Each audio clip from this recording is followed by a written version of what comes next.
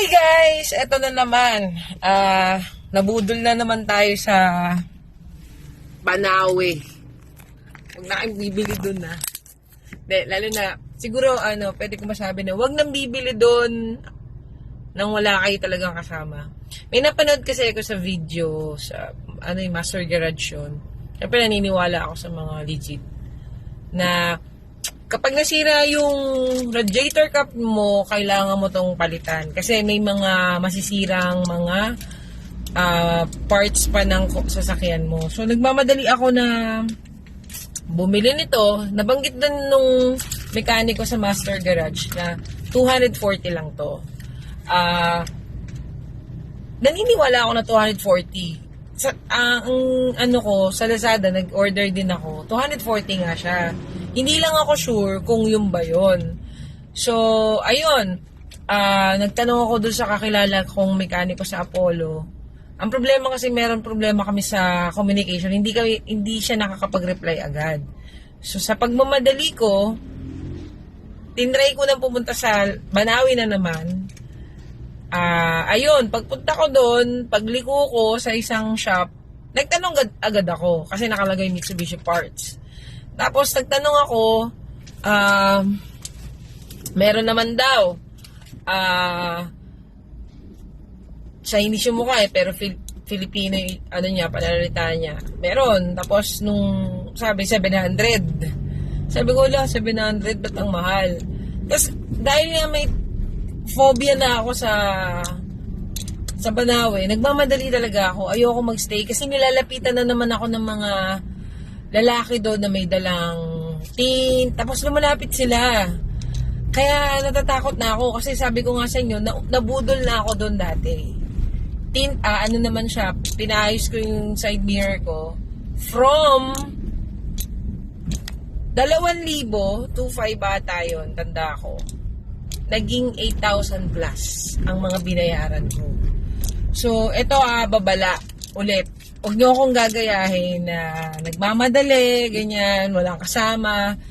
Kasi nga dahil doon sa napanood ko, baka isama ko dito sa video na to yung napanood ko doon sa Master Garage, na kung saan, pag may nasira yung radiator cap mo, may mga parts sa sasakyan mo na pwedeng maapektuhan. So, yung mga maliliit lang na pyesa, pwedeng makaapekto yun sa kotse mo. So, sa takot ko, ayun, bumili agad ako. Tapos nung papalitan na, sabi ko pwede po bang pakabit? Ginawang 1,000. Kasi daw original, blah blah blah, ganyan. Hindi ako nagtatanong Kasi ayokong makarinig ng kahit na kasinungalingan. Kasinungalingan yung naririnig ko. Sasabihin niyo sa akin, tanga ako. Siguro nga, sobrang tanga ko na. Tapos, nakita ko yung message nung kakilala kong mekaniko doon sa Apollo din, sa QC. Sabi niya, sa Banawe din siya. Ma'am, wala pang 500 yan. Ayun, natulala lang ako na 700 plus din ang kinita sa akin ng... Hindi ko na masasabi sa inyo kung anong pangalan nung pero mag-iingat kayo sa Banawe. Sobra. Grabe yung panluloko nila sa mga tao. Sana isa to sa mga i-raid ng DTI ba? Kasi sobra na yung ginagawa nila. Parang panluloko na grabe yun grabing panluloko pagsisinungaling. Hindi ko may paliwanag kasi may phobia ako Ayoko lang magkaroon ng mga sira pa yung sasakyan. Kaya gusto ko na makabili, gusto ko nang palitan agad. Akala ko nga 500 lang. Tapos yun nga, nabanggit doon sa Master Garage na wala pa itong 240. Nasa 240 lang to. Original naman siya kasi genuine part siya. Siguro nasa 500 to. Yun. Magsilbing aral yung ginagawa ko at babala kung kayo ay pupunta ng Banawe, wala kayong alam, huwag kayo agad-agad maniniwala kasi Akala ko pag sa legit store ka bibili, hindi ka lolokohin. So, ayun, kahit pala legit store talaga doon, manloloko. So, isang tindahan lang yung nabilang ko, pero dahil pangalawang beses ko na nabubudol, masasabi ko talaga na manloloko. No? Kasi nung bumili naman kami doon ng tiyuhin ko, dahil dalawa silang matanda na nandun na bumili, mura lang naman nila inalok yung yung binibili namin na pyesa. Kaya siguro ganun talaga sila pag nakita nila na helpless, babae, ganyan. Tapos nakasalamin pa ako, kala mo bait-bait ko. Kaya na nilang lokohin. Huwag ganun no? Masama yun. Masama yung ganun. Pangalawang beses ko na nabubudol, masasabi ko talaga na manloloko. No? Kasi nung bumili naman kami doon ng tiyuhin ko, dahil dalawa silang matanda na nandun na bumili, mura lang naman nila inalok yung yung binibili namin na pyesa. Kaya siguro ganun talaga sila pag nakita nila na helpless, babae, ganyan. Tapos nakasalamin pa ako, kala mo bait-bait ko. Kaya na nilang lokohin. Huwag ganun no? Masama yun. Masama yung ganun. Kasi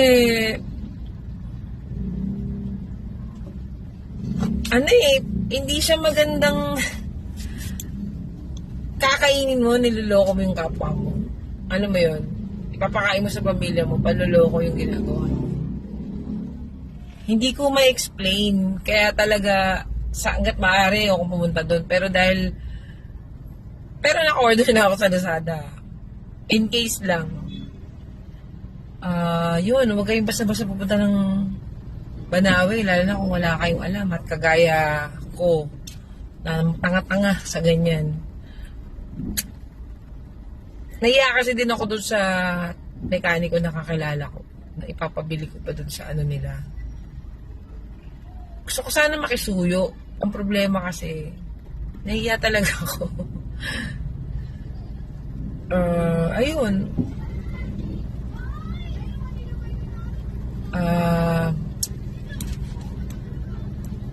Be cautious sa lahat, lalo na sa parts ng sasakyan niyo.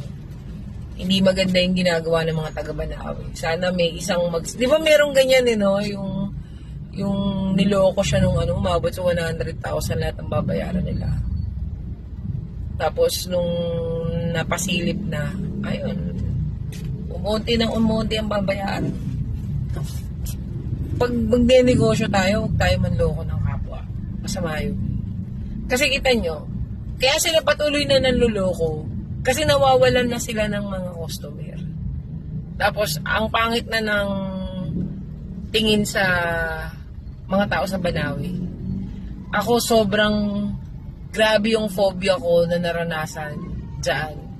Kasi alam nyo yung mga gumalaw nung sasakyan ko. Sumakit pa dito kasi nga wala akong dalang pera noon. Nasa 4K lang kulang.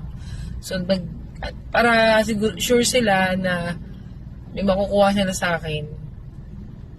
Sumakay sila sa sasakyan ko. Takot ako kasi ako lang mag-isa tapos puro lalaki sila. Pwede na akong hold upin or gawa ng masama. Pero ayun, be cautious kasi buti na lang mabuti sa akin ang Panginoon, 'di ba? Yun lang ang nangyayari sa akin. So, ginawa ko tong video na to para maging babala sa mga kagaya ko na hindi ganun ka-experience at kaalam sa mga parts at makina at halaga ng mga makina ng sasakyan. Alam niyo kung marami akong oras, saka may pambayad lang. Talagang gusto ko mag-aral ng mga basic na pagkukumpuni ng sasakyan. Kasi sa totoo lang, pag babae ka talaga, ang nagiging tendency, lolokohin ka talaga sa presyuhan. So ayun, be cautious, mag-ingat. Huwag kayong gumaya sa akin na napaka-syung-syung. Ayun, hanggang sa muli, gawa ko ng video. May video sana, hindi ko pa na-upload yung pagpapalinis ko ng mga EGR ko sa kotse. Para makita nyo din yung yung maging magandang kalalabasan tsaka yung takbo ng sasakyan. So, meron akong pinagpapagawaan si Kuya Je sa Autopedia. So, it's my second time around. Ayun, maraming salamat sa panonood. I hope meron kayo nakuhang aral sa aking video na ito. Ulitin ko, mag-ingat, maging maalam, maging mapagtanong ako. Ganun na nga ginagawa ko, naluloko pa ako, diba? Ang nasabi na lang talaga sa akin nung kakilala kong mekaniko, ma'am naman, wala pang 500 yan. Kaya nga, alam ko 240 lang eh. Tapos ganun ang nangyari presyo. Kaya wag niyo akong gagayahin, ha? Wag niyo akong gagayahin. Malaking bagay yung nawala sa akin. Pero sabi ko nga, pinagpapasa Diyos ko na lang kasi ako pumunta ako doon, ang intention ko magpakabili ng pesa, hindi naman ako tumawad. Though nag-iisip ako ng masama, ngayon nasa akin, bahala na ang Diyos sa kanila. Diba? Lahat ng mga nanloloko na yan, bahala na yung Diyos sa kanila. Palagit lagi, nagpapasalamat pa rin ako sa Diyos kasi yun lang yung mga damage na natatanggap ko. At pinoprotektahan pa rin ako ng Panginoon sa lahat-lahat ng mga ginagawa ko sa buhay ko. Ito, ginawa ko tong video na to for awareness at para mabigyan din kayo ng babala sa kung meron kayo sasakyan at may bala kayo magkaroon ng sasakyan.